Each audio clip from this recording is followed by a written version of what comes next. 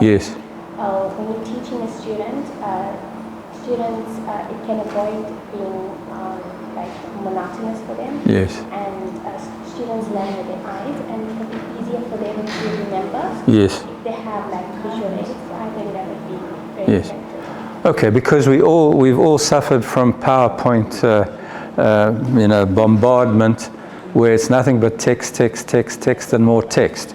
So if we can include some graphic elements that illustrate the concept or what we're talking about, that obviously does away with a bit of the stress and strain of having to watch PowerPoints all the time.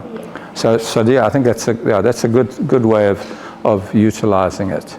And obviously in reports as well. If you're writing a report on a topic, you can drop in a chart that illustrates whatever the point is that you're making.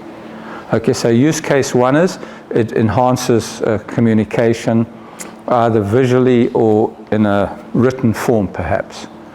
Okay, any other use cases that anyone sees as being useful?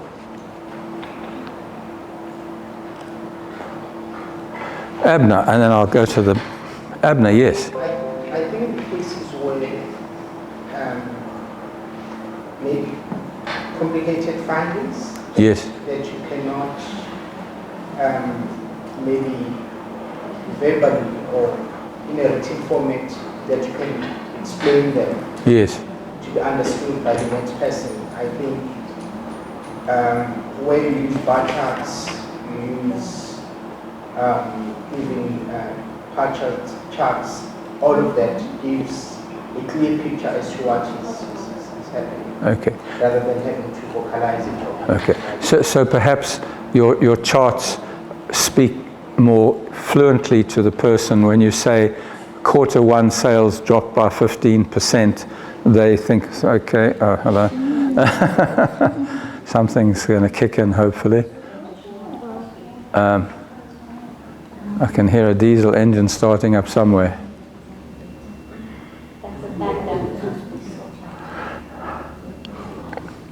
Right, there we go.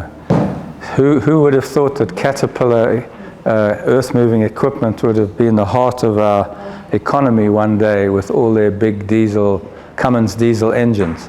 Yeah, so Abner's point, I think, is a good one. Sometimes words don't get across the impact of a situation, and maybe showing some sort of graphical representation of maybe error rates or declines in perhaps return on investment or anything like that, enable people to get it into their heads more clearly. So complex data that, for example, regression analysis is often, or scattergrams, when you're trying to explain to people why we think the trend is upwards, even though the data is jumping all over the place, you can say, well, you can see when we do a best fit curve against the scattergram that we are actually moving up, even though there's a lot of kind of noise in the system. Okay, so that might be another way that would make your case more convincing. Okay, Prof, did you have one in particular? It was just to do the exam results and to show them again. Yes. In terms of visualization. Yes. So I guess, I mean, if you gave an example of marking, but you could also do it by course, you could do it by other criteria as well. You might...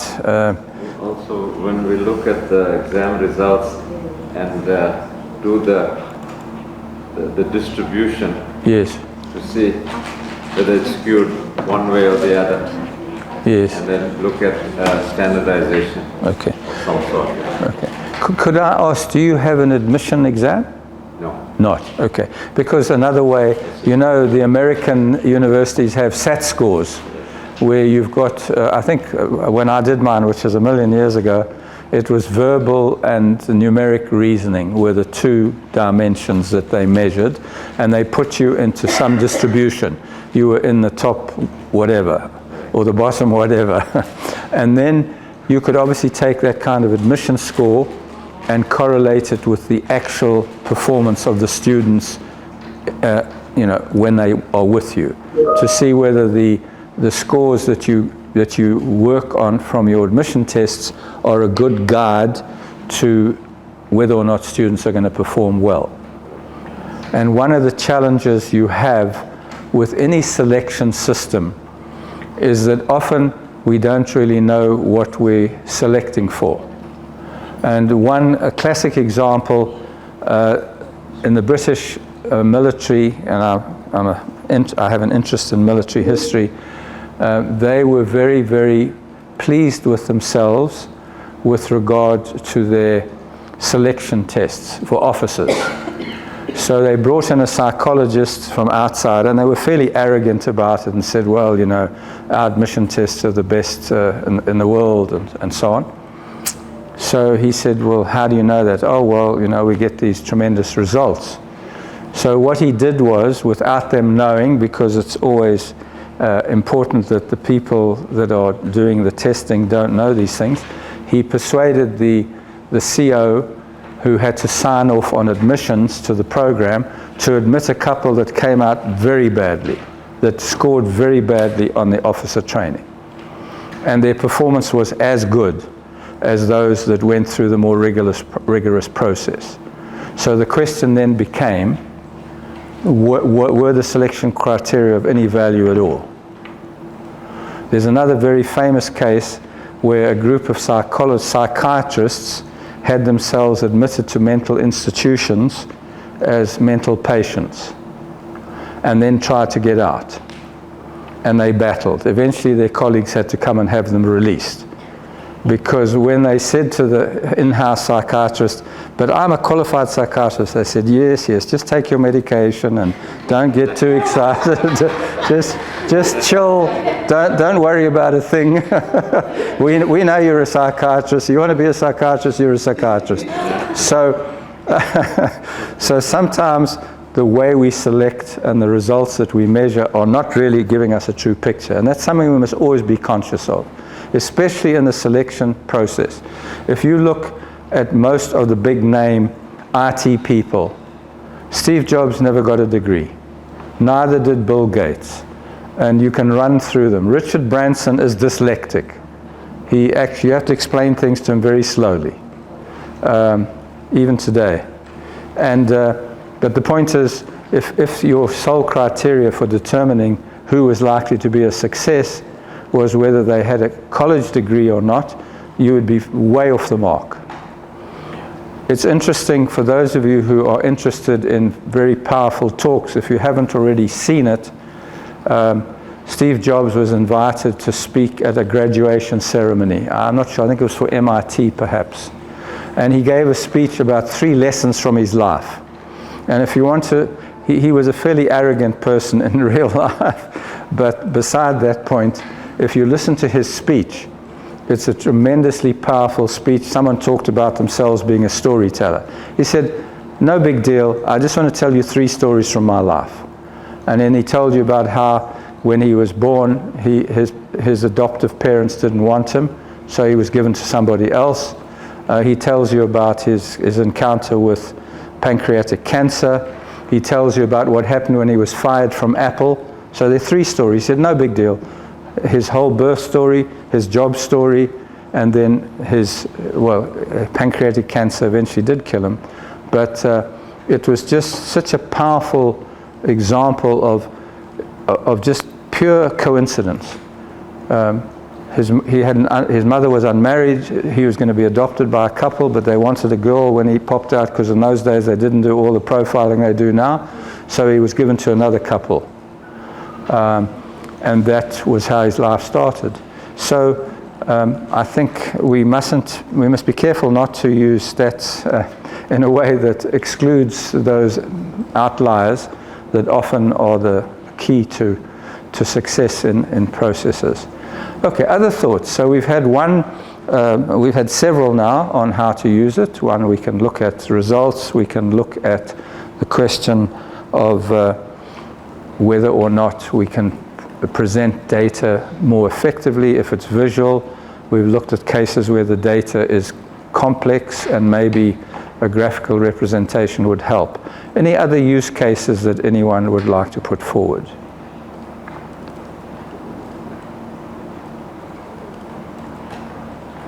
Did I see some movement in the back row? We took an existing schedule, we work around the schedule. Yes. We took an existing schedule where how we allocate webinars and modules to the people who lecture in school. Yes. And we focused only on both. And we did a little graph after that based on, so that it can be used as a planning tool for us. Okay. We are now allocating the next semester. How do we start balancing between the modules and webinars? So almost like load scheduling, not ESCOM, not load balancing. Sorry, I'm locked in on load shedding at the moment. Yeah, load balancing. So you could use it for a range of things, whether it be facilities or facilitation staff or whatever the case may be. Okay. So there's another very useful case. Interestingly enough, a lot of the AI debate at the moment, other than the fact that some people think it's going to be bad for us, is how it's eliminating a lot of routine work. So almost certainly over time, you could systemize that process and build it into your own app, because now AI lets you literally build your own app for just about everything, including what you should wear in the morning and so on. So there's lots of scope for automating jobs that originally took a long time.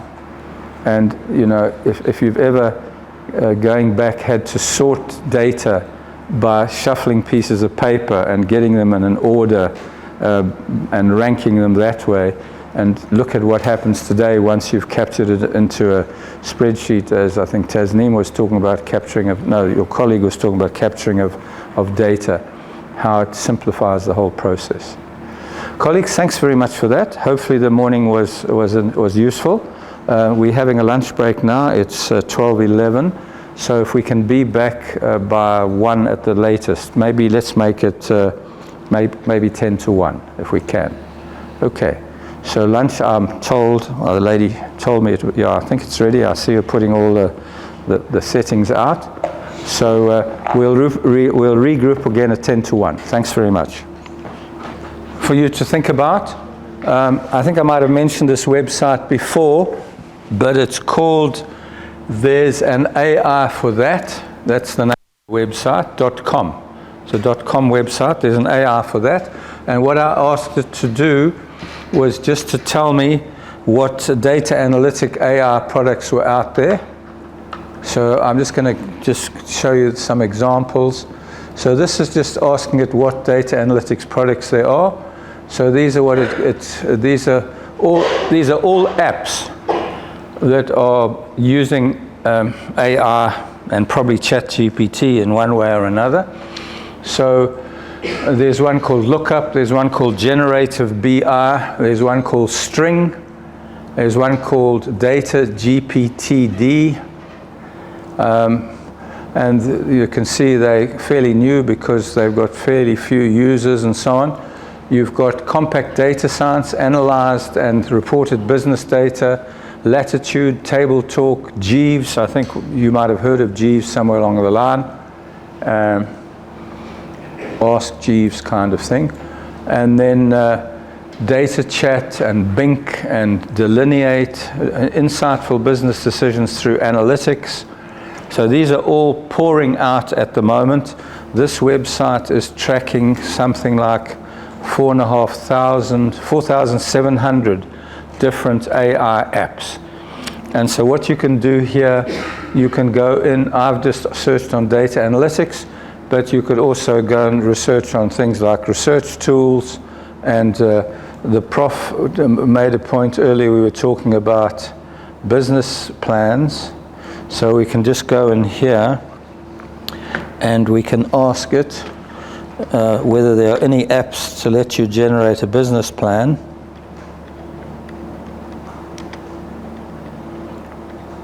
So if we click on business plan and do a search,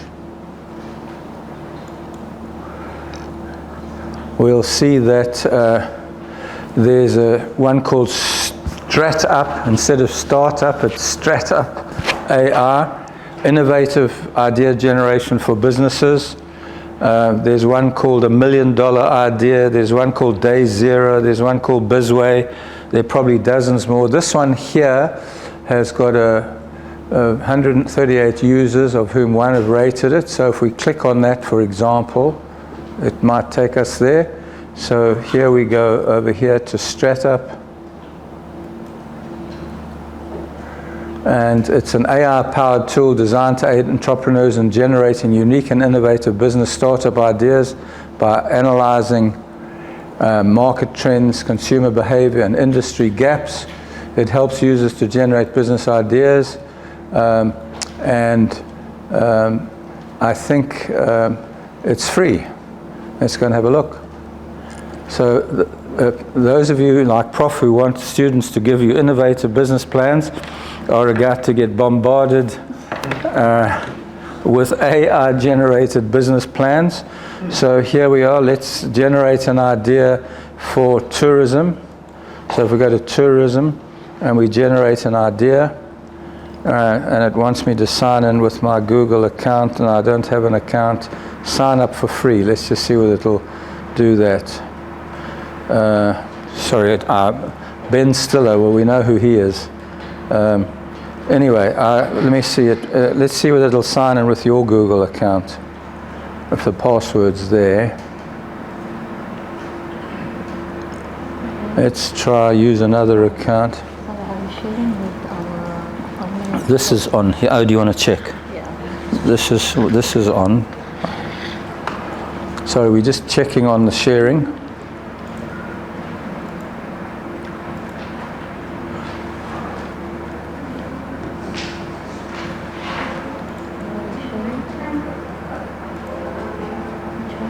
It's that one, yeah. Okay, so we just, I'm not sure that we're going to win with this, but let's just try.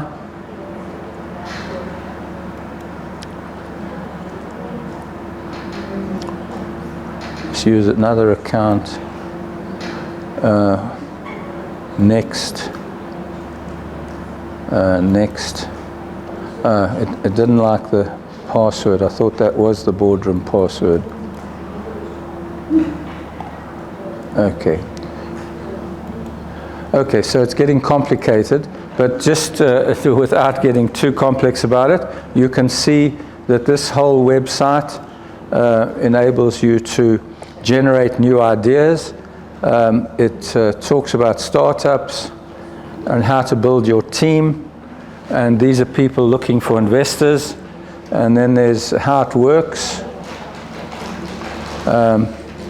So it says here, say goodbye to the traditional struggle of brainstorming and let our advanced algorithm do the heavy lifting for you. So you can expect a lot of AI supported in any area that you want to have a student give you input.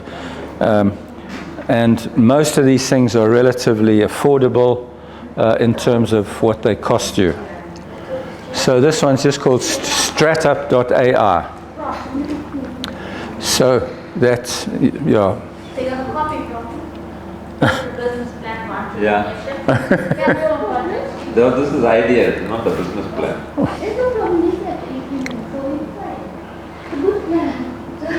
Yeah. So it gives you the idea, and then when you like it, presumably there's somewhere else you can go to actually generate your business plan, I'm sure. So I'm sure it is. just, yeah, most of them are running off ChatGPT. Yeah. So you just go to that website, and whatever you're looking for, it will offer you some AI-supported product. And I just want to show you one other place, and I'll post this link in that folder. This is where I'm curating AI. So you'll see here that so far I've curated, where's the answer? Somewhere here.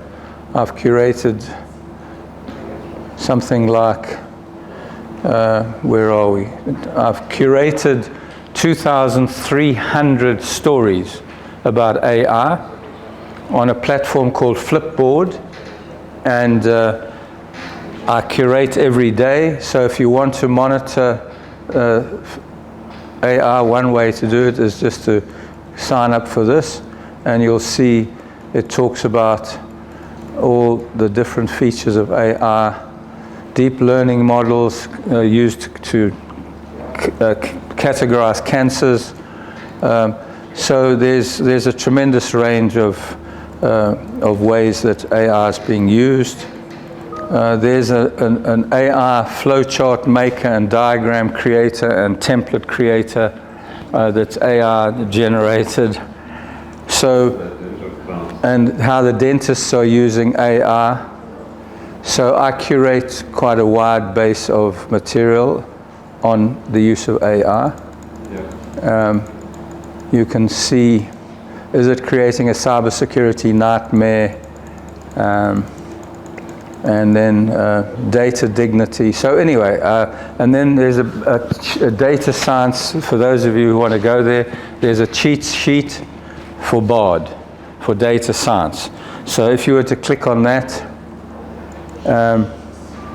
it will open a data cheat sheet in BARD, for BARD. There it is there.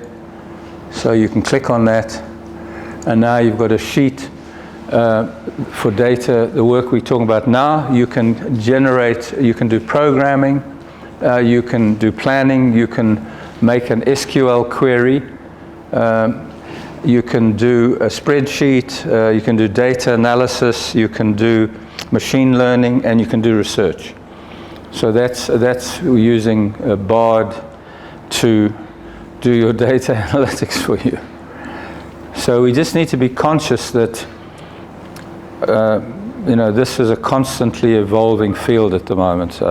Even in developing the content for this workshop and the one on research tools, we were constantly re-looking at what was happening out there. Okay, so let's just go back into this one now, the PowerPoint.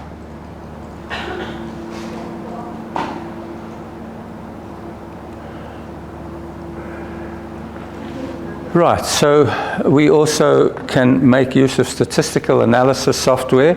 We're not going to do it, we're going to talk about it, and we're just going to do some visual work on the whole topic. So, is that okay? We're just checking to see whether...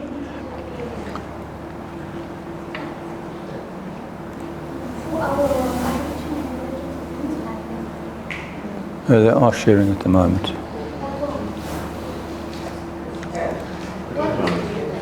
Presentation.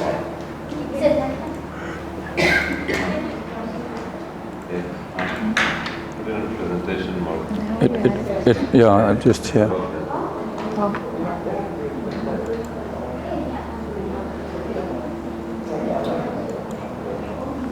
Is that all right? Yeah.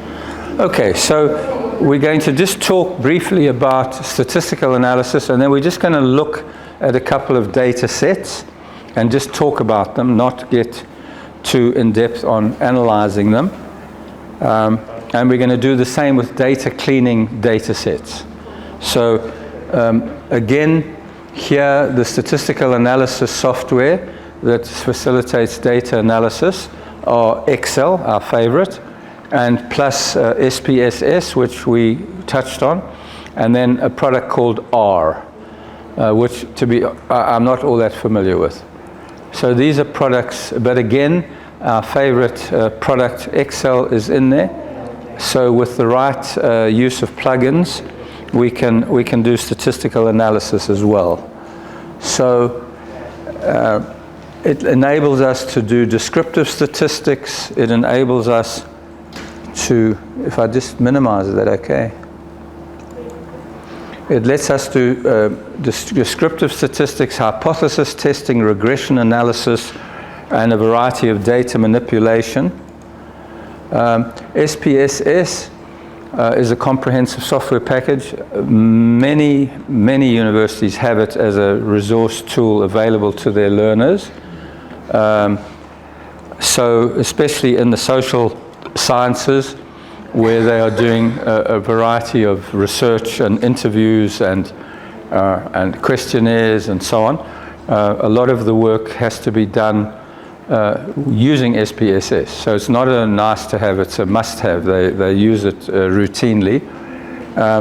It does descriptive statistics, it lets you test hypotheses, it lets you do regression analysis. It's got a graphic user interface, so it's friendly from that point of view. And it talks about syntax-based command language, data management, and data visualization. I don't know, Shaheen, do you have any views on it? You did mention that you'd had some passing acquaintance with it, I think. Do you want to just, is there anything about it you'd like to share with the colleagues? We do exam analysis. Yes. I used to use SPSS because that's what I'm familiar with. And a colleague of mine used to use R. Oh. And R, the output that it used to produce, it wasn't user-friendly. And because it was hard to use, sometimes incorrect data was inputted, which resulted in an incorrect output. Okay. So you didn't find it all that good a resource to? Visually, SPSS was better than R. Yes. To understand. It's easier, it's much more user-friendly, and it's equally as powerful. R, I think, is more for advanced statistics. Okay, and R is free, as I understand it. Yeah. So, of course, you can also, for those who really want to push the envelope, you can start learning Python and programming in Python. But just to make the point as well, I've got a neighbor who said to me he wanted to learn coding. And I ran a workshop on AI just before I went to Dubai.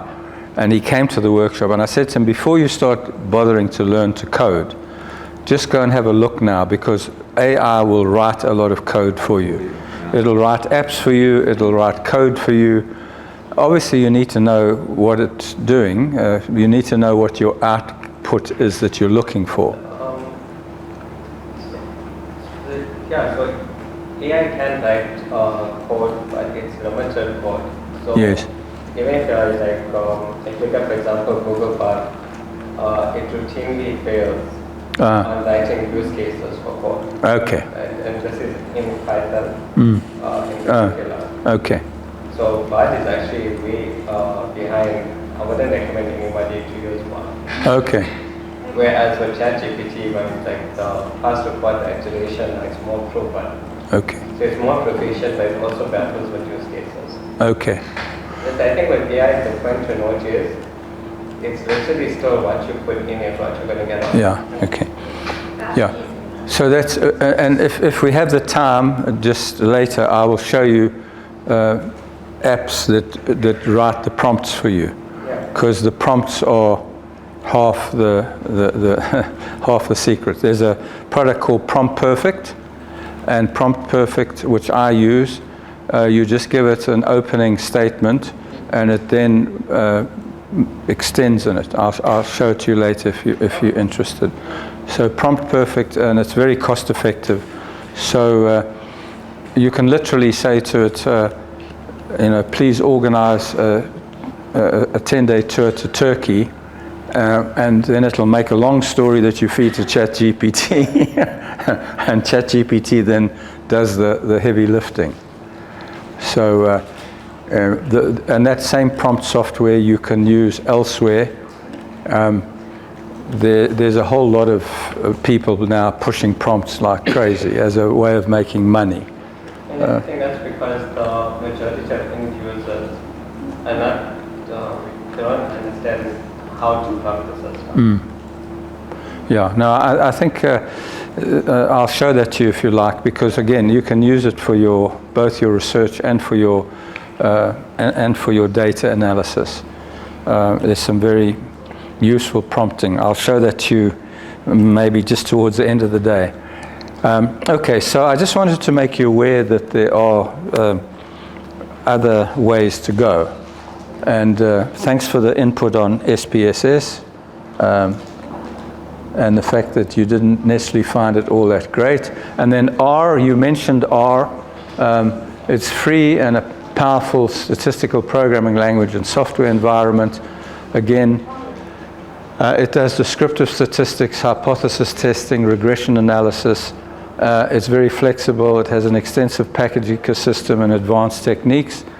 And I think many of these now have user groups that will help you. So it's kind of an open, fairly open environment where people will share what they've learned and strut their stuff. So again, I'm not expecting that anyone here is going to rush out and start using these products, but it's good to know what's available and to get some user feedback in the sense that SPS is perhaps not as user-friendly as you'd like, although it gives you good graphical outputs. Okay. Right, before we go into machine learning algorithms, I just want to jump out of here for a moment and go back to the Excel spreadsheet.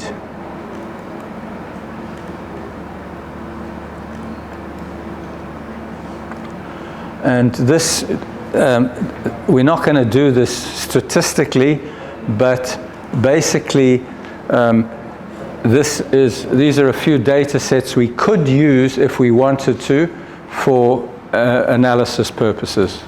So all I've done with that Excel sheet that I shared with you, I've just gone in and I've made it possible to sort on each of these fields. So for example, I can sort that data set there hopefully on smallest to largest, and I can see interestingly enough that the highest income people in this group are women. The two women are the highest income people in the group, and mainly partly because they've got masters and PhD degrees perhaps, whereas the men only have bachelor's degrees.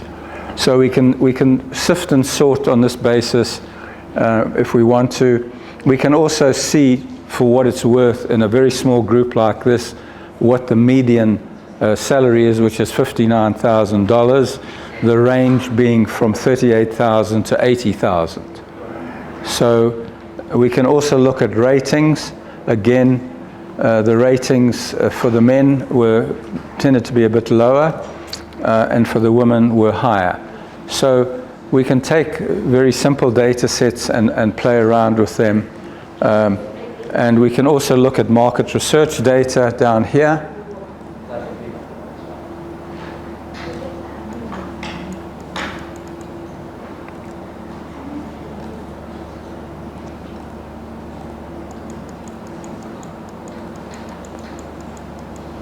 So we could do some analysis here of students. So for example, again, if I wanted to just quickly check on something to do with this group of students, and I go over here and I just look at filters,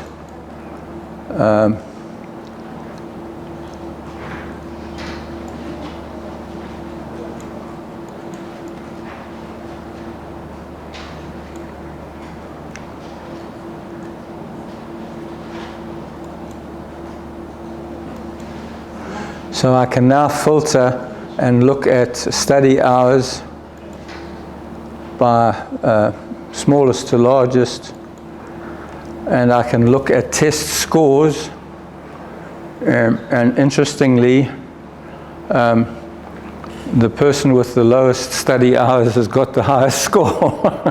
They've probably been using ChatGPT or something like that to generate all their answers, and as it happens, the person who got the lowest score did the most studying. So maybe there's a message there in this sample set that studying too hard doesn't help you with your scores. Shaheen. Yeah, sure.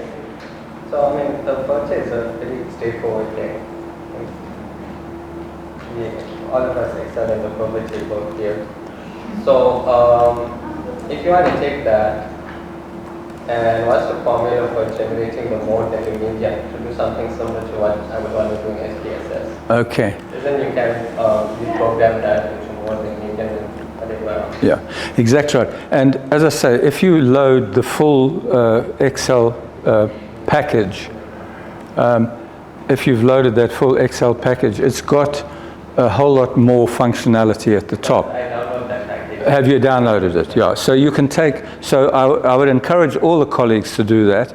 It's a bit overwhelming at first because when you see all the functionality and some of it you don't quite know what it means, but it will enable you to do those basic statistical analyses, and it will also enable you to build models based on the data, presumably that are designed to help you predict things.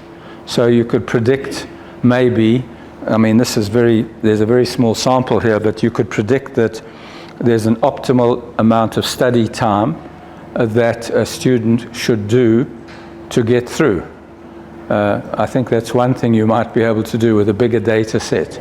So the message would be there's actually a diminishing marginal utility to studying further. So you study to a certain point and that'll get you what you need. So anything beyond that, you get diminishing returns on your effort. So whether you would tell your students that, of course, is another thing. But I think, you know, if you take what Shaheen has said, there are lots of add-ins to that Excel. I haven't been able to pull them up here, but on my home computer, I've got the whole, there are two free ones, and you can also plug a Power BI in. And Faisal was saying to me during the break, because Faisal comes out of government, and he's currently working with DUT people, that provincial government now are using Power BI in all their nerve centers, and they are using it as a way of building display boards of what's happening. So for example, we just said, well, you can push the button and it'll tell you where the cases of cholera are at the moment. And you can look and see what the likely spread patterns are perhaps. So the model that the provincial governments are using are, first of all, at the level of metros, districts, then locals, and then wards. So you can actually look across the data and down the data, and that he said they're using Power BI for, although they are also contracting in Microsoft people to drive it for them. So yes, Shaheen. The next thing, I think the biggest problem is not so much on the tools, but having the skill set to interpret what the tools are generating, so things like data analytics. Yes. Like, you can generate anything you want, but you really understand what data is telling. Yeah, and we also know, you know, classically in the area of data, it's garbage in, garbage out. So if you're getting garbage information into the system, GIGO, yeah, you're getting the GIGO effect if you're not careful. So it goes back to the point that some colleagues made previously, that you've got to really be very cautious about the data, because especially in areas like local government, people are inclined to game the performance indicators. So, you know, you would take it with a pinch of salt if you saw that some ward councillor had a regular monthly meeting with his ward committee and, you know, generated lots of good ideas and so on. You might be using Power BI to produce tender financial reports. Yeah, that would be interesting, yes. I guess if you started, you see what National Treasury have started doing, they are now, when tenders, all major tenders have to be passed via National Treasury, and they then will pass it by the CRPC database and look for shareholders' names and ID numbers and things like that. Yeah, so they build that in. When I complete my in order to do any work for the National School of Government, every time I do, I have to get a clearance certificate from National Treasury. And they run it through everything. They run it through SARS, they run it through all the databases, and then hopefully at the end it comes out and says that they can give me work. China has this, I don't know if you've read about how China is using AI to develop, in addition to ID number, we now have something called the social citizenship score. Okay. And the UK also has something like that, but they don't actively call it that. And this is sort of the implications of AI, because everyone's jumping on the AI framework, and no one understands the implications of it for society as a whole. Yeah. No, I think, I mean, in China, in general, it's being used in an unfriendly way, so they can monitor people's nationality, like Rohingya and other minority groups, and if they don't like where they're going, you know, it's like in the game reserves, you can build a virtual fence around rhinos. Yeah, you geofence the rhino, and then you also you monitor its vital signs. So if it suddenly starts showing signs of distress and it's getting near the end of the geo boundary, you may find that someone's trying to poach it. And then you could probably respond with a drone. So I think that they're using a lot of drones in Kruger, and even where I live in Howick, they're using drones to monitor for crime. I don't know whether they're doing it legally or not, but some of the security firms are using drones to monitor things that are happening out there. Transnet, every time there's load shed, the people in parts of Howick were complaining that why is this, every time there's load shedding, there are helicopters. What is the helicopter story? Because the Transnet people are flying the train lines whenever there's load shed. So those choppers go up every time there's load shed, even at night, and they monitor the railway line to make sure there's no cable theft and so on. So in the longer term, you'll be able to use drones. You won't need to have to send a very expensive helicopter up to do it. Especially if you detect movement on the lines. You can monitor and say there's some movement on the line there, let's send a drone over and see who's moving.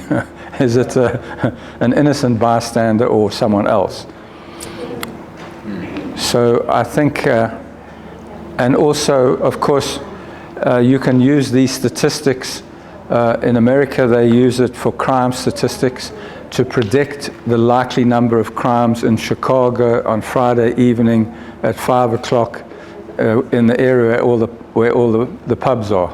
They can say we're likely to have X number of crimes, and therefore we need to deploy Y number of vehicles. So all these things are happening already. I mean, we just don't, we're not always aware of them. There was, since you're talking about crime, there was AI system that was successfully used in a court of law as a judge, and it gave a better verdict than human judges. Yeah, and then It wasn't an extreme case.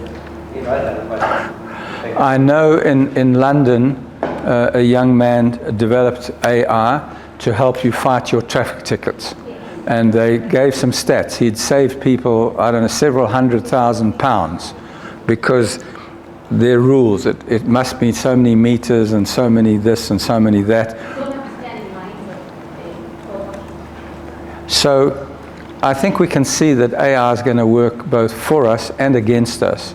In China, it's being used basically to reinforce groupthink, and probably, you know, there are rules that you're not, like break curfew or something like that. Yeah, I'm saying just to be fair. Sorry? No, I'm saying just to be fair to China, because in research you have to like Be objective. I can't say that perfected robotic warfare for Americans. Yes. If I can point to certain, they were the first to use, truck bombs. Yeah. Yeah, I think it's like everything else. Repressive regimes, if we're allowed to use that word, will use it to repress.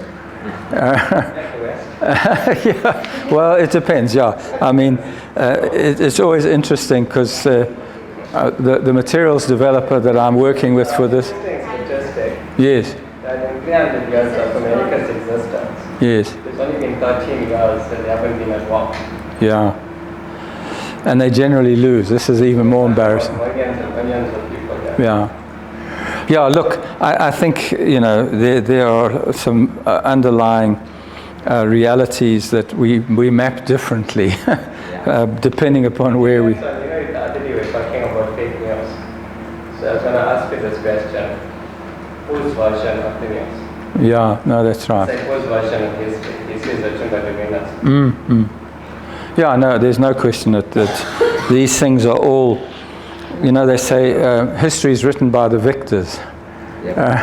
So the victors write all the historic stories because the others are not around to do it.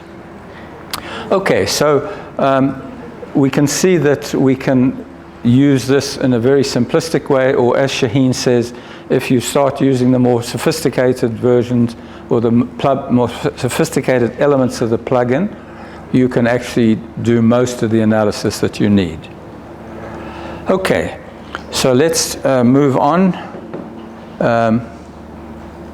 I just want to go back into the slides for a few moments and look at one more thing, and then I'd like us to move on to doing a group exercise or paired exercise.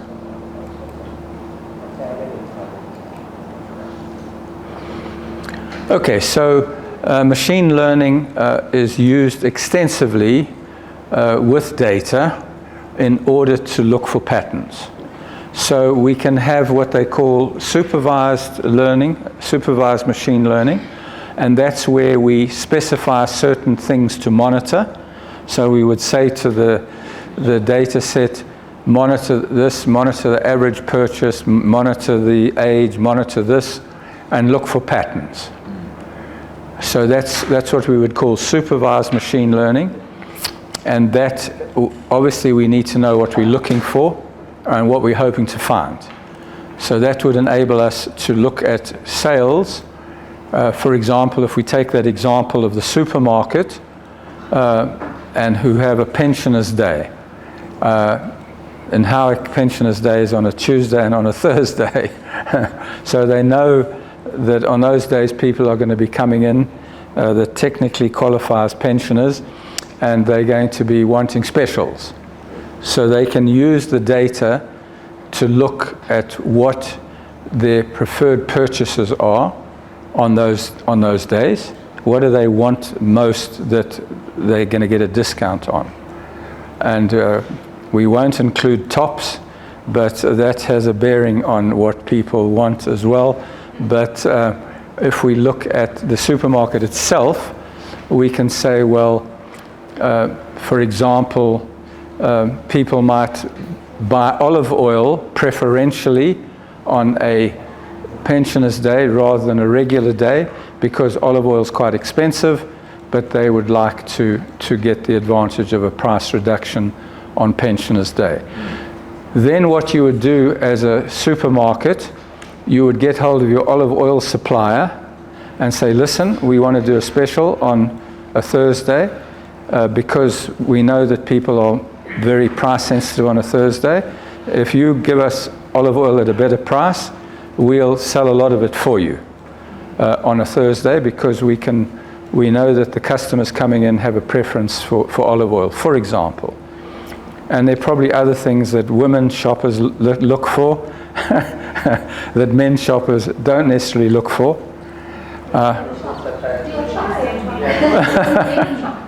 They don't shop. They go with the in the interest of research, men who shop, we just follow our wives around and observe. We do observational research, so things can be put into the trial. And you only speak when you're spoken. I'll tell you a story. The Dean of Agriculture at UKZN, I was on faculty at UKZN, and I met the Dean of Agriculture, who was an internationally rated scientist. before he retired. I won't tell you his name, but in any event, I met him in the supermarket and I said to him, "Hi, Fred, you know, how are you going?" So he said, "No, I'm going fine." And I said, "So, you know, have you joined all the other retired people and taken up your second career of playing golf? Because that's a favorite for men, is to play golf. And then you can't go on holiday except when the other people in your golf 4-ball go on holiday, and the whole life gets very complicated because you can't just do what you want to do anymore." So he said to me, "No, Bryce, I just watch my wife shop." And I thought, there's this brain that was recognized internationally, A-ranked scientist in South Africa, and now he watches his wife shopping. I thought this is a terrible waste of brain power. From a social science point of view, you notice that women get aggressive when they shop. Only Indians are not balanced. With the husband, anybody will get this. Anybody, yeah. So we can see that if we're looking for supervised research, we can actually look for particular patterns and ask questions like, which products sell more of on a pensioner's day than on a regular day? And when I worked for the group that owned Game had what are called KVIs, known value items. And every Friday, all their buyers went and shopped the competitors, back in the day before you could do it on the internet, and see what their prices were. And there were certain products that had to be the lowest, because people knew what those values were. A loaf of bread, everyone knew, cost this much. A kilo of butter, or half a kilo, 500 grams of butter cost so much.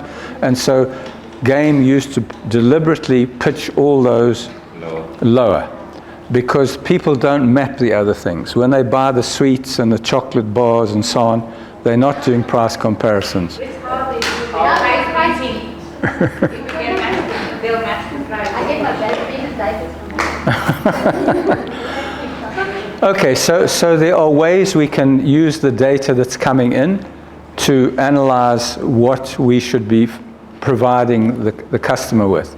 And that's the fabled. In business today, the big focus is on CX or UX, customer interface or user interface if it's a software thing. You want to make it as hassle-free as possible for the user. That doesn't always work. When I arrived in Dubai, I failed the eyeball test, because they scan your eyeballs when you arrive. And so I had to be sent to the naughty boy area at the back, where they had bigger and better cameras. So now, as far as I'm concerned, they failed the customer user experience, because I should have got through the eyeball test first time around. They must get better cameras. But it also means that when I left Dubai, I just walked up to the camera and it opened the gate and it said Bryce Biggs, and it just let me through without scanning my passport. So these things can work for us or against us. Actually, I'm talking about against, there was the thing with when you're talking about the Chicago, they ran the AI system to predict crime. Yes. And obviously, certain, so it was looking at demographics, etc. And then we found that the system, through machine learning, it actually became racist. Yes. And there was no way for you to unlearn the race, and they tried to remove biasness from the system. Yeah, look, there's a test you can do online, and I forget which university has developed it, and almost everybody who does it fails it in terms of their ability to be non-racist. So it's a test that you fail, everybody. It doesn't matter what your own race is, you fail it, because you project onto the system. So I think there is a challenge with these systems, because they do select based on criteria that may well be biased at the beginning. But fortunately, in the shopping arena, as long as your money has a good color, and as long as your credit card has a good rating, they'll sell you anything you like. They're not worried about any other aspect of your character. And then just quickly on the unsupervised learning, that's perhaps the scariest part in a way, because it just looks for patterns in the data. And just to give you an example, I think I was talking to the prof about it.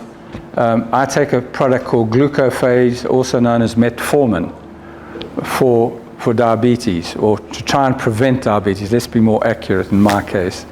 And now they've discovered, by throwing a lot of data at the computer, that it also has an anti-cancer prevention benefit.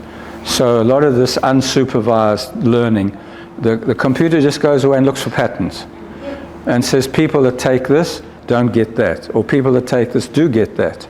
In the same way as at the moment there's a big thing going on about how using sweeteners of any sort are bad for you. We're all taking sweeteners because we're trying to avoid sugar. So we take xylitol and we take Canderel, and the current evidence is they're all bad for you. So forget about it. Get away from it altogether. So these kind of unsupervised patterns can also give us some very useful data, but they do make mistakes as well. And that's the point that Shaheen was making. Sometimes they single people out on the basis of some criteria or other that's not really based on any good science. Okay, so we're not going to try and do any of these type of things, but they're out there and we can draw on them if we need to. So just very quickly on machine learning, it gives us predictive analysis. It gives us customer segmentation possibilities.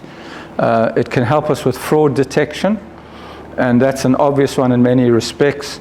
For example, if I suddenly use my credit card in Dubai, then I get messages saying, hello, we didn't know you were there, are you using your credit card?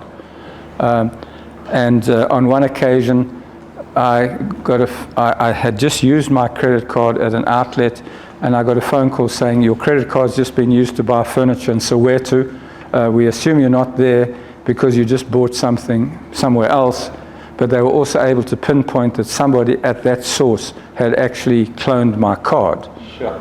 So they were able to pinpoint it straight away and say that particular coffee shop or whatever has got someone there who's cloning cards.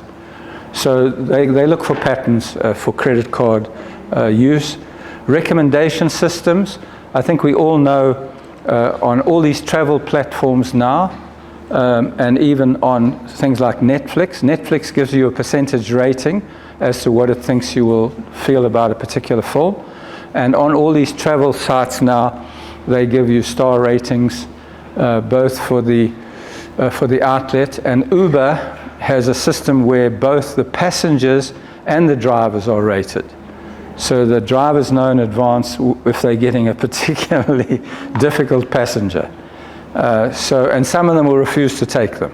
So I'm not taking this one, they're a problem child. I'm not quite sure how you be a problem child for Uber, but obviously you can be. Okay, and then demand forecasting is very important. If you're going to be doing specials and promotions, you don't want to find that you could have sold a lot more than you did because you didn't get your demand forecasting right. So all these are happening in our lives without us even being aware of it. They are monitoring us every inch of the way. If you drive around Howick and Hilton, you're on camera. Your license plate is being mapped. When a car gets stolen, they just feed the registration number to the cameras in that area, and the vehicle will be picked up on camera. That's the facial recognition technology. Yes. Used to. Yes. Make sure that some people don't attend or don't enter a country. The Americans use it all. Yes, that's right, yes. Especially if you come from... And what they've discovered, unfortunately, is a lot of facial recognition software is not accurate. Correct. It's not all that accurate. So, but all these things are being refined as they go along. And then let's just move on from that. We've talked about supervised learning and unsupervised learning, and the fact that we can look for clusters. That's what basically unlabeled data. The computer actually does its own multi-dimensional clustering of data, and then it finds patterns. It says, well, this pattern seems to be present in this data, and maybe we can use it for some purpose or other, good or bad.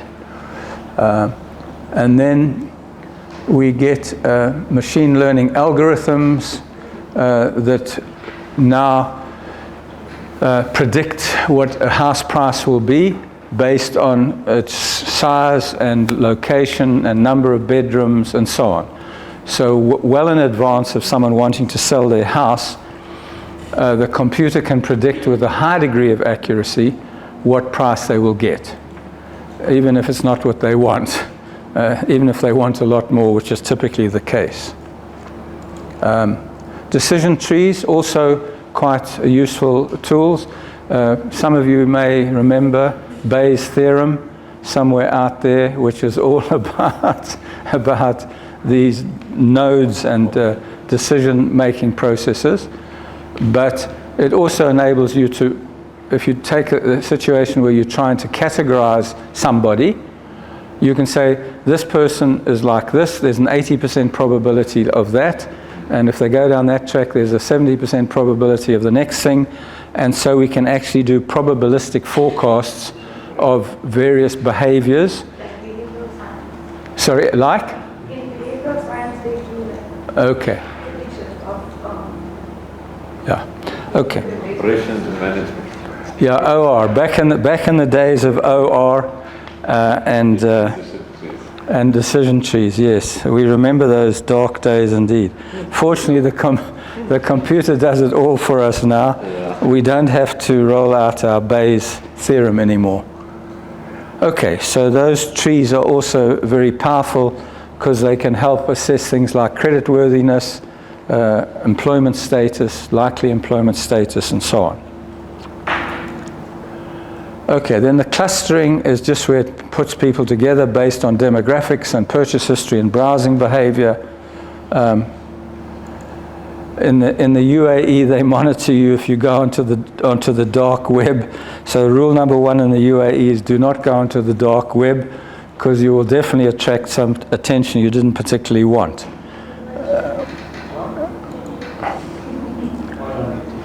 Okay, I think big data and machine learning are opposite sides of the same coin.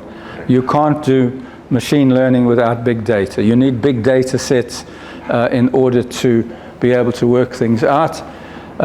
It helps with things like marketing campaigns and even predicting disease outbreaks.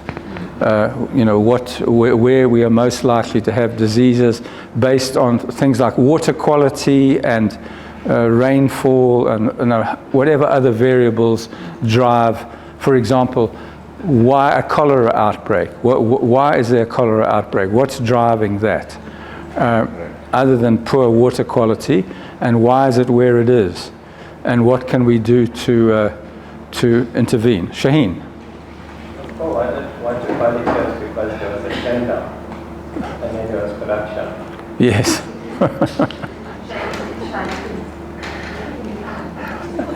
And I always remember rule 1 was you must always put jik in the drinking water. Rule 1 is put jik in your drinking water. Okay, so that's big data. And then these are very big systems for sorting data and storing data. I'm pretty sure most of you use the cloud. I use Dropbox, I use Google Drive, I use another thing that stores all my files going back forever, because I'm dead terrified of losing some data. And every now and then you need it. Recently I had to put in a bid, and they wanted to know what I had done going back about 10 years. This could only be government that asked that question. So I had to say, in that year I was training this material, and that year I trained this material, I trained this number of students in that year. And I thought, well, I don't know how many people know this kind of data. It's just that I happen to keep it all. Okay, so big data has become very important. Okay, data cleansing. I just wanted to go back and look at a very simple example of data cleansing. If we go into the Excel spreadsheet, and then we're going to go into a group to do a case study. So these samples here are just data sets. And the question you might ask is, well, what's wrong with them? Okay, so the first thing you would do as a data detective, you would make sure there were no people that were 102 years of age. And if they were, you'd be a little cautious about the data. And you might also find that data was missing. So that would be the kind of thing you'd look for. Missing data and data that was an outlier, out of range data. But the problem with this data, and you will only know this because you know or that you are going to use another software package, is most other analytic software does not like currency signs. It only likes integer data. So what you would have to do, and I don't know, hopefully we can do it here, you would just select that over here before you try to upload it to SPSS, and you would go to Format Cells, and hopefully you would just make it number, and you would make it no decimal places, and you would go click, and hopefully it would, it hasn't done it, okay, I'm not sure why, should have done it. It's not talking to me now, let's try again. I think it's not real data. Someone's just put $70. Yeah. So if this was actually dollar sign, it just split the cell and divide the dollar sign from the number. Yeah, you could split it. Yeah. So if you knew that you were going to upload this to SPSS, and SPSS only accepts integer data without any attachment to it, you could fix that. And then again, the second data set, again, looking at it, you probably would say, well, I can't see what's wrong with it. There's no out of range in terms of purchase. I mean, if you suddenly saw someone had bought for $50,000, you might say there's something wrong with that piece of data. Or they paid, $500 for a keyboard, or something like that. So you would look at the data that way. But the problem here is the date formatting. So this date formatting is the way we do it, where we format day, month, year. And the American data sets work on, yeah, that's right. They work month, day, year. So again, if you try to upload this to one of the other databases, it would be confused. And it would probably reject it because it would say there's no month 25, or whatever the case may be. So if you try to reverse it, it would say, no, there's no such month as that. Yeah, it would say out of range, yeah. So the data cleaning, obviously on big data sets, it's much more complicated because you have to make sure of the quality of the data that you've captured. And fortunately, for example, if you put in people's ID numbers have a certain check digit process. So if the ID number is incorrect, it will be flagged. Even spaces and any sort of symbols, it doesn't pick it up. Okay. It looks at it as an error. Yeah. Like how we put in numbers, for example, put 0 or you put in the guiding or the custom 7, it doesn't pick it up. Yeah, okay. Yeah, so again, it comes with familiarity more than anything else. You can't be prescriptive about it in advance. You've got to try it and see. There is like a checklist that a lot of the software have to make sure that the data that you put in needs. Yeah. Clean it up before you put it into the software, and then after that you'll have very more errors to check. So Yeah. like don't put things in hierarchies and lowercase or almost. Yeah. Yeah. So often big organizations are using big fancy software systems, and those systems have their own requirements in order to make sure that the data is compliant with what the system requires of you. So those ERP systems, those enterprise resource planning systems, will have their own data format requirements. As you've mentioned, no spaces, leave out the pluses, or whatever the case may be. Okay, so what I'd like to do now is have a quick 5-minute break, and then we are going to do a group exercise, hopefully in slightly more than 2 at a time. Let's see whether we can do that.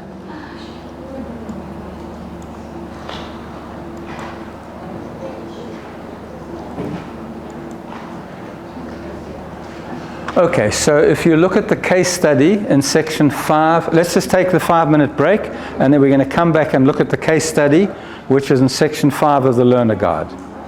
I'll put the Learner Guide up on the screen while we take our 5-minute break.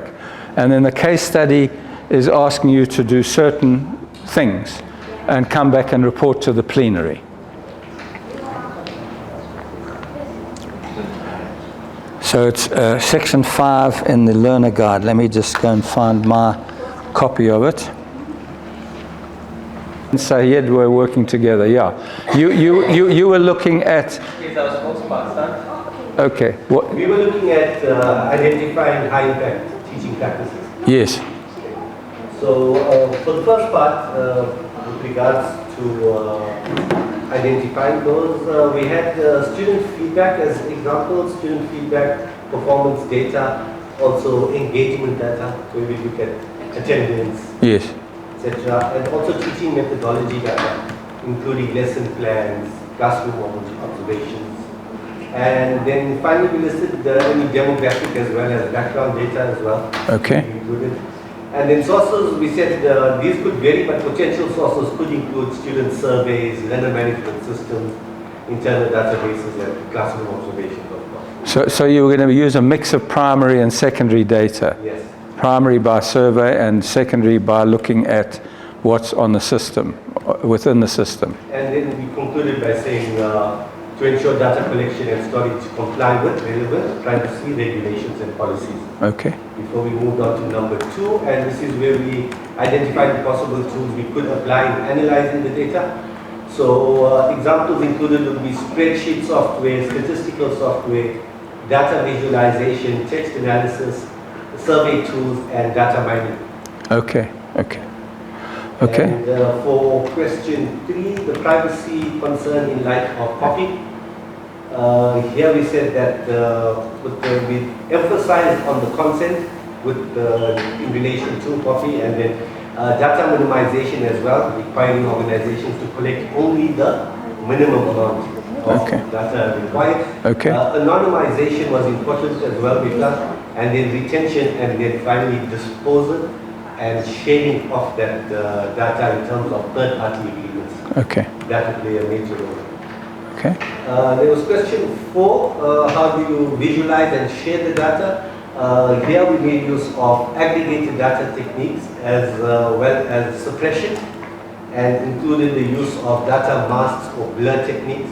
Okay. And then finally we had, we concluded on that one to say that the visualization with the protection of individuals, privacy, and of course confidentiality was important. Okay. And so that was the last one. Yeah. Okay, thanks. And I'm just in a way, I'm piggybacking off you to come back to what Shaheem had to say. If we had students in the UK, we would not be worrying about POPI, we'd be worrying about GDPR. Yeah, so they have their own set of rules, which in fact POPIA is very similar to, but not identical to. And you know, our LMS, the data has to be hosted in South Africa, or it has to be hosted on databases that are acceptable to the South African authorities. You're not supposed to host your data elsewhere out of the country in terms of POPI regulations. So you have to just be dance with that as well, in terms of where does the data actually reside. So I'm sure your tech people concern themselves with issues like that. Otherwise you get into big trouble. Okay, thanks for that, colleagues. Okay, ladies, let's have the corner. Okay, we had point number 2, which was looking at improving student performance. Yes. And in order for you to assess or improve something, you need to know sort of the history and the background to give you some foundational work. So we looked at from the registration process, the academic records and transcripts, the demographic information, employment, the student activity and performance within the actual program and module that they're looking at, the attendance, historical data, and then the surveys and the feedback that we got back from that student itself. Okay. So we just pick a code from the registered to like their activity in the actual module. Right down to retention. Okay. Right down to retention, their Yes. exams, their test scores, all of that. That's the data that we're looking at. To analyze that, we had So, how do we get this data? Obviously from our SIS systems, that gives you your academic records, enrollment information, as well as CRM, because that gives you our historical data information from the applications itself. Okay. We've got our learning management systems, we've got surveys and course evaluations. We get student support in terms of how we support our students, so any kind of reports from our student support desk, as well as any external assessments that we have done with our student performance. Okay. And then the tools that we're using is the data that we extract from these LMSs and SIS, the data sheets. We're going to use SPSS as a statistical analysis and Power BI in terms of taking that statistical analysis and to a visual aid to give us a full business information. Okay. Then we're going to look at the privacy concerns in terms of legislation, which will obviously cater to because we were looking at region specific as the business school that we were referring to. And we have campuses in other countries, so we have to take that into consideration. But the countries that we do have it familiar with are generally that are fairly similar to South African legislation. So I think there's a broad spectrum of coffee and remaining, as other colleagues mentioned, anonymity, making sure that we don't sort of sell the information to other buyers and just protecting, just limiting that information to be used on the pure basis of operational for the institution itself and to enhance the performance and output of the institution. So that it goes into our next point, but how we would visualize that and share by sharing it in business reviews and NACO meetings, exec code meetings, in terms of presenting that information of what we have started with, where the student is now, and how we hope to improve their experience and the performance within the programs and module-specific ideals, as well as making sure that the anonymity of the student itself and their personal information is kept confidential and private. Okay, thanks very much. Just a couple of questions. Do you have, I'm just out of person, do you have the equivalent of an EAP or a wellness program for your students? Yes. You do? Okay, so there's also data there that tells you this person's lost their parents or something's happened in their lives that is impact. Because a lot of your students are mature students, so they may well be married with kids and all the rest of it. So having some wellness dimension to it could be important. Towards that survey she was talking about, in terms of the surveys, that we attend these sort of talks with our counselor, as well as student support. Student support and evaluation. Okay. Give us insights on student performance, well-being. Okay, thanks very much. And obviously with all reports, ideally one is perhaps putting forward some recommendations on things that could be implemented to achieve the results, to achieve better results based on the data that you've been through.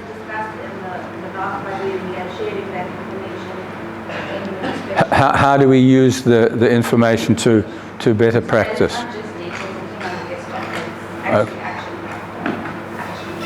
Okay, thanks very much. Okay, under the bright lights, Kriyanka, Abner. So ours really echoes what the previous groups have mentioned already, but I'll just tell you some of the different things that we looked at, so we said, so ours was on curriculum evaluation and enhancement. Okay. And so we thought we'd contact the registrar's office as well for curriculum information, just to see, what sort of new courses we can have, what sort of, and look through the existing ones. We also mentioned what we mentioned. Then we said we'd look at evaluation forms from QA because a lot of our classes happen online and virtually. Okay. So we want to see what's happening there. So we also look at the retention office to see what information and forms of feedback we can get. And then we also looked at employment outcomes, which is one of our criteria that we should look at. We said we look at the KPIs because we have to look at key performance indicators for each employee. But then we also said that we look at the employability perspective because the region offers that as well, just from a different, just look at it in a different way in terms of because our students are getting employed as well from employment outcomes perspective. And then we said we look at institutional, academic, and business intelligence reports, which is something that Region has tried to introduce, and strategy reports as well. Then for question 2, we said we would do a sort of mixed study as well, using both qualitative and quantitative. We look at in vivo, we look at SPSS and Excel. And then anonymity is not a problem for us because we were saying that once students sign on to Region, the information becomes ours. It's not the personal information that we look at, but in terms of their results, in terms of their student feedback, etc. It's all anonymous. Okay. Have that information at hand. And then in terms of how we would bring about this research, we said we create a narrative and do statistical inference. Okay. Okay, thank you. Okay.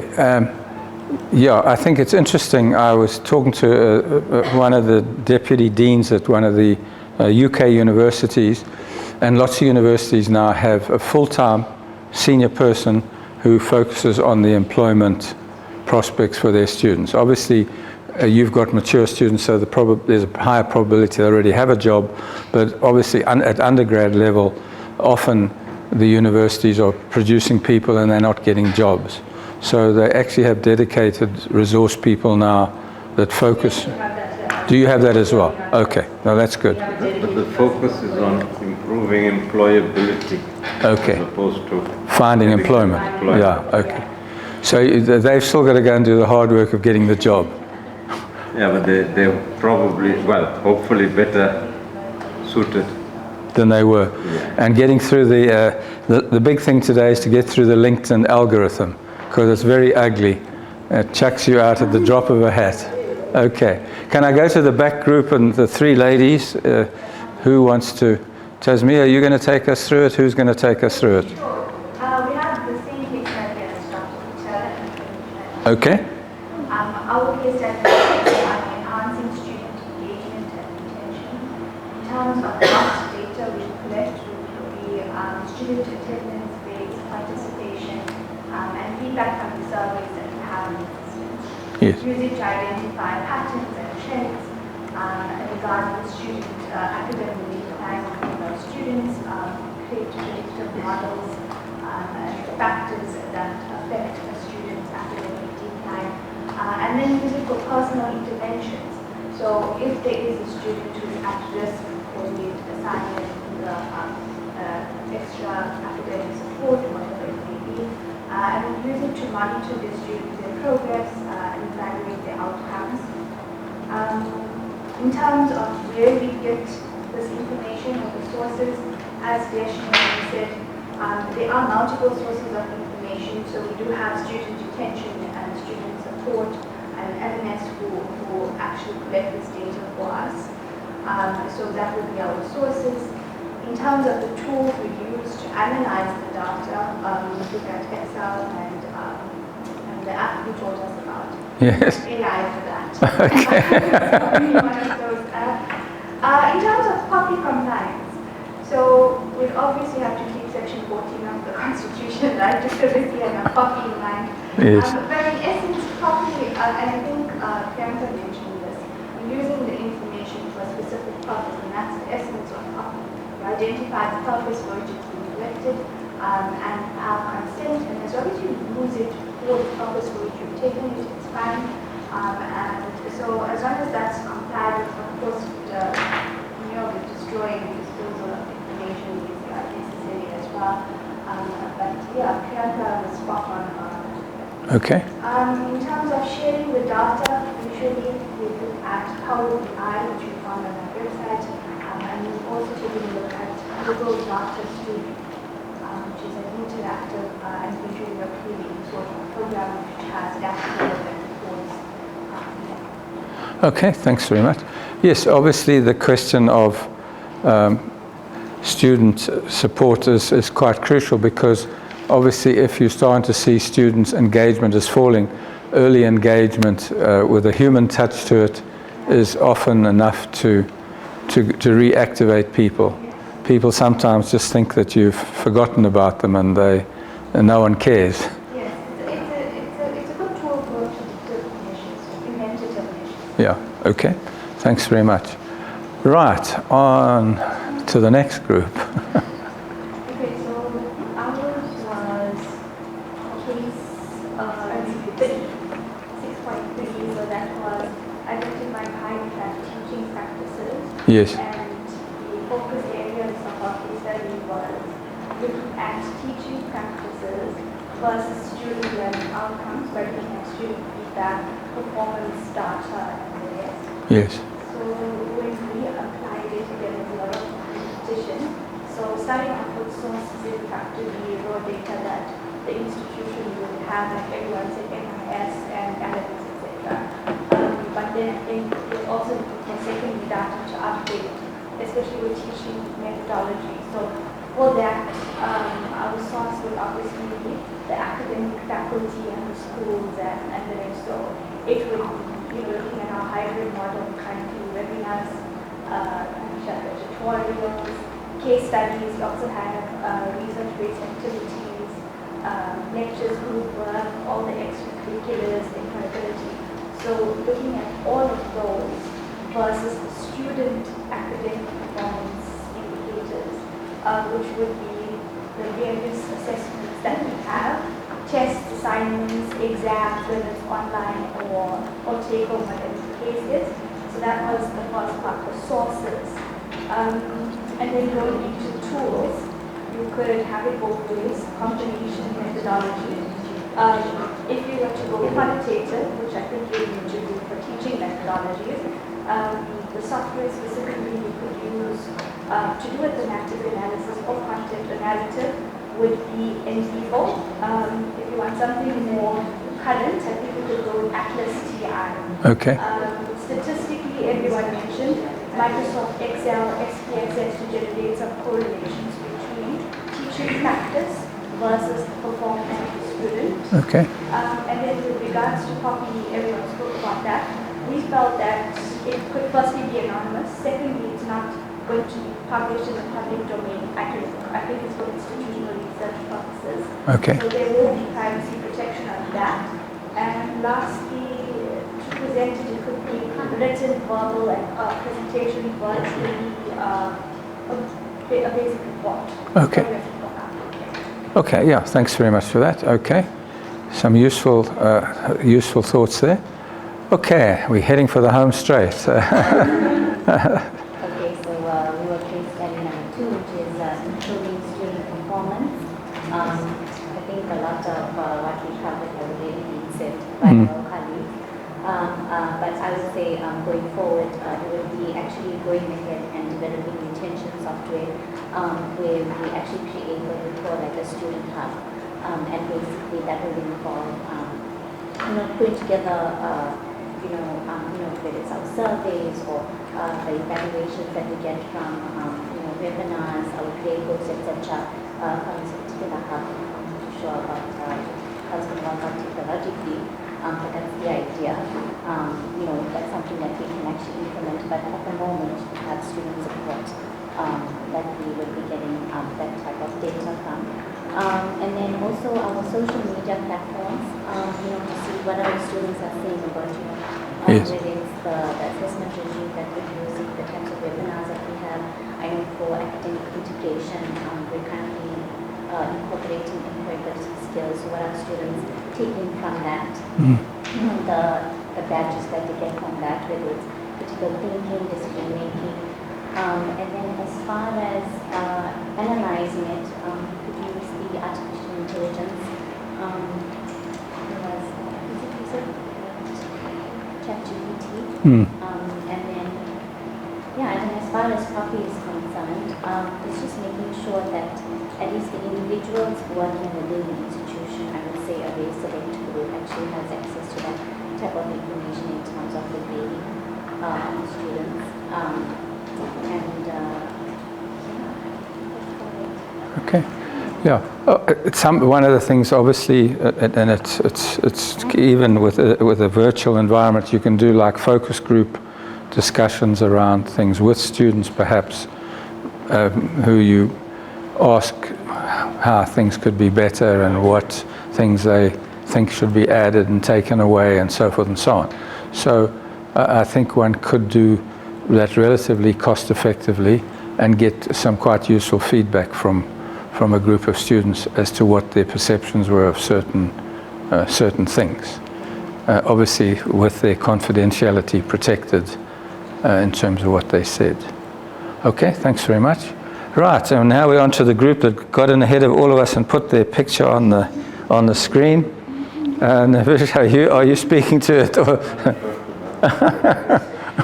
So I think we had question 1. Yes. The student demographics and how we can use data analytics to understand this better. So initially, and most everyone's mentioned very similar things. So looking at what demographics are important, so age, gender, where our students come from, geographical location, as well as ethnicity. Yeah. It's all essential, and we can get all of this information from our market research as well as enrollment data, like enrollment forms. Okay. And using the tools that you showed us today, I think we can better use that data that is available from all of those sources. Okay. So that would be the first one. And then we can also source data from various surveys, etc. We're looking at particular pools of students to identify. The various tools that we can use then to analyze the data include things like simple things like Microsoft Excel, other stuff that you've showed us today like Power BI, etc.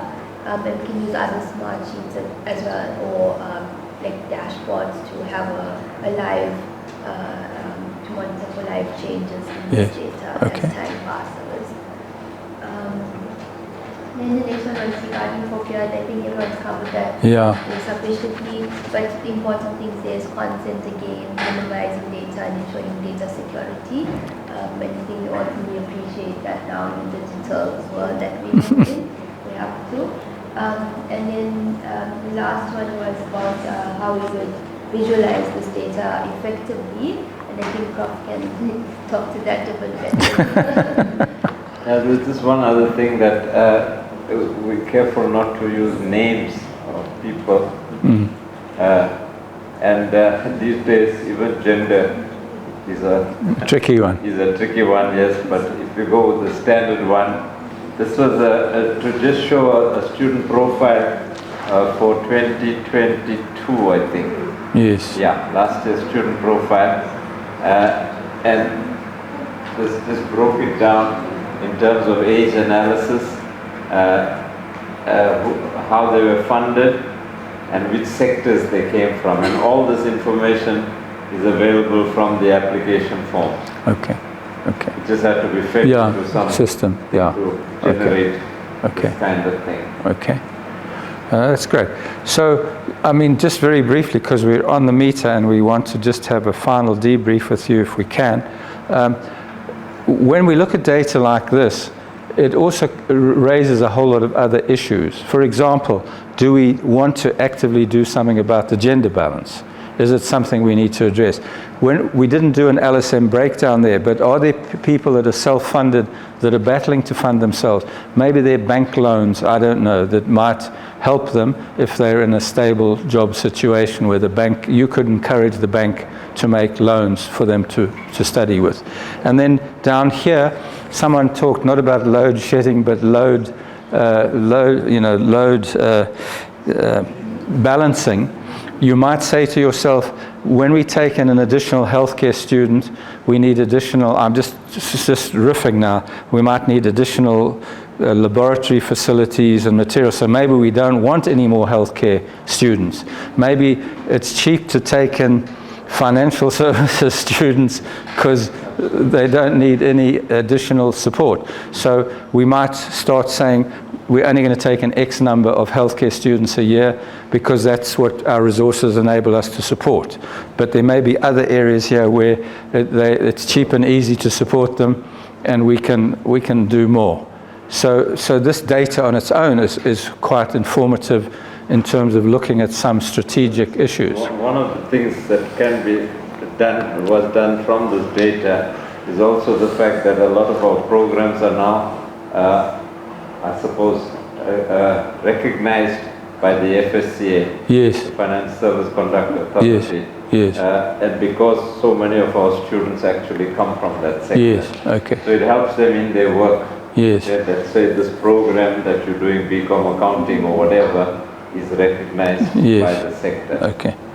Yeah, so there's a lot of data that you can dig out of there without even going too deep into it. Okay, colleagues, we're on the meter now, and Faisal, who sat quietly in the background, and myself are very interested. We know you're going to do an evaluation, and Marlene will feed it to us, but we'd like to go around as a sort of check out and just ask you to be quite straight with us about how you feel about the last couple of days. You know, we big boys, we can take it on the chin if you feel that it wasted your time or that we could have gone somewhere else. We're very happy to hear that. So, and again, we're going to treat this as if it were anonymous. So if we could go around and just ask you, just give it to us straight. Do you feel, did we add value for you? Could we have added more value? Are there things that we wasted your time on? Just quickly, without too much intellectual sort of agonizing, could we ask you whether you could give us that little bit of feedback? And I'm going to start online. Shaheem, can I ask you to tell us what you feel, what benefit you felt from the last couple of days, and what we could have done better and what we could have done more or less of? Could I ask you that? Yeah, thanks. I think, number one, what's really been good is that as a group and as a cohort, we've had the opportunity to see where our gaps lie in terms of research and data visualization. So more often than not, we feel that, I'll put myself in the position. I think I might be weak at a particular part of research or part of data, and you don't realize that actually it's a common issue. It's not just you that's suffering. So when you have that common understanding, it makes it easier to address it. I think that's been helpful. Yes. And we should try and keep that sort of community of practice, or whatever is the best term to describe it. Try and keep that going, not just waiting for sessions like these, but try and be as proactive as we can to keep the conversation alive in this particular respect. So that's point number one. Point number two, I think what's been useful is we learned some new tools, we learned some new tips and tricks, which I suppose lights a small little flame, and it's up to us to make them into a bigger fire. So, for example, the Excel tips, many of us might have seen it, but we haven't seen it for a while, and it's good to, like you used the term yesterday, sharpen the sword. I can't necessarily say that we should do something different necessarily. I think we should just keep on doing different things. And that will keep the energy alive. That will just make sure that we always keeping what could be research. Let's be frank, research can often turn into a boring subject. So it's up to us to just be creative in the way that we engage the content. But I can't specifically say that we needed to fix A, B, and C, because the sessions were well done and well facilitated. So thank you for that as well, and thanks to the colleagues for joining in and making this interactive. Thank you. Thanks, Shaheem. Hezekiel, I'm not sure whether you're with us still. Would you like to give any insight as to how you felt about things? I'm not sure. Here we are. Hi, Hezekiel. Afternoon. Yeah, I feel I've been seriously done by my network. Oh, dear. From what I put together, I think I learned more today than the previous time. Okay. I certainly benefited from the material presented and the information that was shared by my colleagues. I certainly feel better today. other than the issues that I had with the network going off after lunch. Okay. Ezekiel, Thank you. Thanks, Ezekiel. Thank you. Right, can I start over here? Tasneem, I'm going to pick on you first. Give it to us on the chin. Okay, I did enjoy it. I learned a lot. I like the opportunities to practice. I think when you practice the concepts and the ideas and the tools, it's more useful to Yes. us. So it's nicer, really nice to have more opportunities. Yeah. But time permitting, of course, Yeah. that was an issue. So I really did benefit from it and I enjoyed it. Okay, thanks very much. Shaheen, other than the fact that I was politically incorrect regarding the Americans and so on, what is your feeling about things? Okay, thank you for addressing that. I really appreciate, especially the fact that you introduced us to things like we were only focusing on, for example, ChatGPT became the new buzzword at the region. Yes. Unfortunately. And then you exposed us to many new other systems, so that was good. And we went really enjoyed the session. Okay. I think it met the objectives. Okay, well, thanks very much. Thank you. Syed. For me, my mind went back to the lecture where this was, as we say, millions of years ago. I entered and two students decided they were going to walk out, so I stopped them and asked, where are you gentlemen going to? And he said, so our mate is going to film me. So he sat there with his camera and he recorded me. And so I was, as you can imagine, very wary of what I was saying. So that is the reality, that if we don't do it, our students are going to do it for us. Yes. And we can't have a situation where our students actually know more than we do. So thank you. Okay, thank you. Yeah, we all have to run to stay in the same place at the moment. You know, it's like that thing about the swan. On the surface it's very calm, but underneath it's paddling like anything. So thanks for that. I enjoyed the session. For me, it was a very good refresher as well as new research tools. I mean, not really the research partners for me was really refreshing to understand all the how you research and what tools you use, what tools that's available to us. And whole data analytics, I use it very often, so I enjoyed it. Yes. So I'm a numbers person, and we work on the exam standardization together, so it was very enjoyable. And yeah, it met the objective. So if everyone reads the objective of both the trainings, it really did meet the objective. Thanks very much. Hi. Me personally, I think that this was a really good experience. Coming from the research department, it's a misconception that you're using this kind of software and exploiting all of the resources that you have. Unfortunately, we don't have that benefit. We are just assessing and helping students along with their analysis of which they have already done their statistical analysis or done their literature reviews, and we are just guiding them along. Does this make sense? Doesn't make sense? And sort of criticizing them, trying to give them feedback. So for me, this was very good because the last time I used any kind of research software has been a very long time ago. And I think this brings to the forefront what is now available there from when I actually practically use the software to now, and just giving us a good holistic idea so that we can think about new innovative ways to use this to better our processes and just the way we work. I mean, we take for granted, we become very mechanical in what we do, and robotic in terms of, hey, send this feedback, update this report, but gives us a different perspective to see where we are going wrong and have sort of a reflection to see what we can do better going forward with the use of all of these tools. Thanks very much. Thank you. Priyanka. So I really enjoyed it. I think that it met the brief very well. What I would have liked is something a bit more technical, but I know it wasn't part of the brief.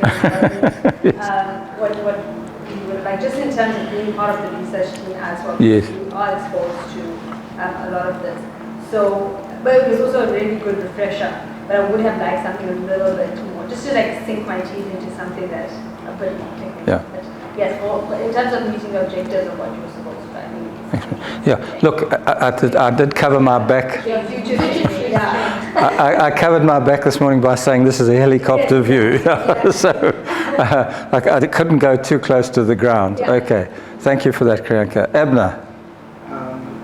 Yes, I would say for me, we usually look at the content that is being delivered, because obviously it's our main priority that we look at the content and we look at it in an eye to see whether was it useful for us or not. But we usually put a presenter of the content right at the back of everything. Yes. So for me, I would like to change something with it. That I think the content, narrator was meaning you. Yes, okay. Where you made us relax, you made us to be in that space where we can actually be able to grab the information, which for me, I feel that is the first step for us to learn better. It's just the process of the personality and the space that the person presents put us in. So I felt much more relaxed, which made me easy to have that grasp of the information that is being given to me. Thanks, Abner. It's all those old T-shirts I've got. Can I jump to the back row? I would like to say just to all the things that Steve said about the practical example of the case study. And just to add that I don't think I'll advertise myself as data active anymore. Oh, good. You've moved to the next stage. Okay, thank you. Okay. You Appy +1. Okay, thank you. I'm just going to do one more and then I'll come to you, Nabila. Okay, from my side, I would say on the visualizing tools. Yes. Excel to be specific, because I think this is one of the normal programs that I think everyone is familiar with. Yes. But with me, it's a bit of a challenge. So I got excited, to be hands-on in doing those data and graphs, etc. Yes. So I think it was an exciting part for me. Yeah. Okay. Specific. Thanks very much, Nabila. So thank you very much for these today. I think you introduced us to many platforms that we want to be on before. But I think hopefully in future, if we will be able to access them and actually use them, not how to use them. Yes. Okay. Yeah, I think in fact Kriyanka made the point as well. You need a more tech session, but that's going to take a day or two to work your way through. And all we could do today was look at it from above and say, you can do this and you can do that, and if you're lucky, you might be able to do this. But it's fairly tech on the delivery level. But there is a lot of online content that Microsoft provide in support of their Excel software. So you might even be able to do it yourself. You might not need to go and look for the sage on the stage. Okay. Firstly, thank you. It was descriptive, informative. I think what stood out for me, I think I've touched on it, was your teaching style. Very approachable, humble, humanistic, and allowed us to help with the attention span, concentration, and engagement. So excellent. Okay, thank you. Okay, so I would say since I was the one who came together with more of an explorer and a visual data analysis individual. Yes. Gave me a lot to chew on. Okay. There's a lot out there that I don't know about, which I would definitely be going to. You need to do some more sifting and sorting. Yeah, for sure, and a lot more exploring what you've given to us these past 2 days. Okay. And I definitely say, you make the outcomes. And I definitely agree with my colleagues as well about the fact that, they use just the audience to That's great. But thank you so much. Thank you. Thanks. Sadia. I think the workshops were well presented. I think it was very informative. I think it was quite exciting learning about what a big part artificial intelligence plays in the world. I mean, today we live in a world where you have AI in the kitchen. Yes. And actually create food for you. Yes. There are actually people in this world that have. You call that a cook. or a 3D printer, one of the two. And so I thought it was quite exciting learning about the various research tools, which will be very beneficial to us. Okay. Thank you. Navisha.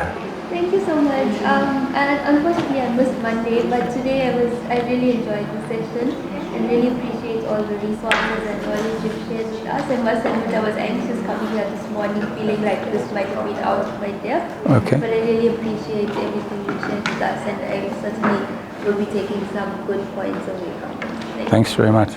Prof. Thank you. Based on what? Saving the best for last. Yeah, age after beauty. Yeah, absolutely. When we supervise some of the master's dissertations, we say to students, in your last chapter, among the things you must write about recommendation is further research is required. So I think this is the basis for perhaps further, more in-depth things stemming from the helicopter view, which was the objective, as Pranisha pointed out, of this session. That is stimulating. On a personal level, I'm thinking of all the data that's there about all the causes that I've taught that I need to perhaps look at again and say, okay, are there any patterns here, or feed it into something or other. Yeah. Okay. Thanks very much. So, colleagues, I'm just going to ask I'm going to ask Faisal, do you want to add anything, Faisal? Do you want to make a contribution? From my side, I think Bryce and I, the approach... Faisal, do you want to just wander up here, maybe? That's fine. I think the approach that Bryce and I take when it comes to sessions like this is that we want to leave the client with something to take forward. I think that's more important for us, as opposed to just the session itself. And I think you've learned that data-driven insights are very, very important. Right? But I just want you to move a step forward and say, how does it help with decision making? How does it help with planning? How does it help with business success? We just take that. One of the things, Bryce, we could also talk about is trend analysis. Linked to planning. Because as an organization lives and matures, there's a trend that's emerging. So I'm sure you're looking 5-10 years ahead. The idea is, how do you deal with this data in business success? So let's talk business success as an organization. And I think we can hit that right. You kind of get into where you really want to be with your data. It's using the insights to continuously improve your organization. Thanks very much. Marlene, do you want to have any final note? Not sure. No, I'm sure. No, thank you so much, Bryce and Basil as well. I think it's been very insightful. I've learned quite a bit myself. And a lot that I can apply to my work in HR. Make my work a bit easier, because we're always working with maybe not students as numbers, but in terms of our staffing, and we do a lot of surveys, etc. A lot of that, we've done a few surveys actually quite recently with staff, where we've reached out to them and we've done a pulse check, just to get a sense of where their gaps lie in terms of training, etc. So it's nice to take all of that data and kind of interrogate it and look where the trends are and where we can improvise and do better. Thank you. Right, well, thank you, colleagues, and thank you for being so participative. It's always, on the first day when we started off, it was a bit slow at the beginning and I was a bit nervous, but the pace picked up, and today it's accelerated even further. And I guess the answer is, like the Nike ad, when people say, so what do I do now? The answer is just do it, you've got to just do it. And no one is going to do it but you. And so I'm going to pose you another exercise. Remember, we did one for the first session. And again, it can be collaborative, and it can be in the same teams that you did.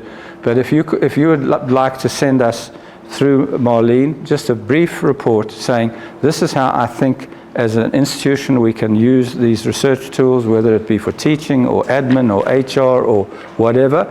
And if you send it through, we will happily comment on it and return it.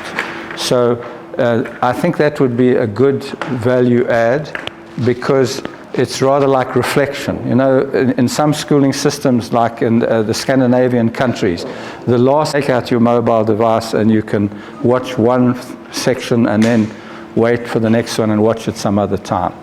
So again, my thanks for your participation. I've enjoyed working with you. I'm impressed because I've been in many lecturing environments where the lecturing staff are fairly, I'll use the word laid back. I could use a stronger word, but it's nice to see that all the lecturing staff bothered to come. That's very powerful to me. It speaks to the culture of the organization, that people came. So, yes, Shaheen. Yes, Prof. No, thank you. Did you want to add something? No. Anybody want to add anything before we call it quits? Colleagues, thanks again. It's been good working with you. Hopefully we might see you again sometime. Thank you. Thank you.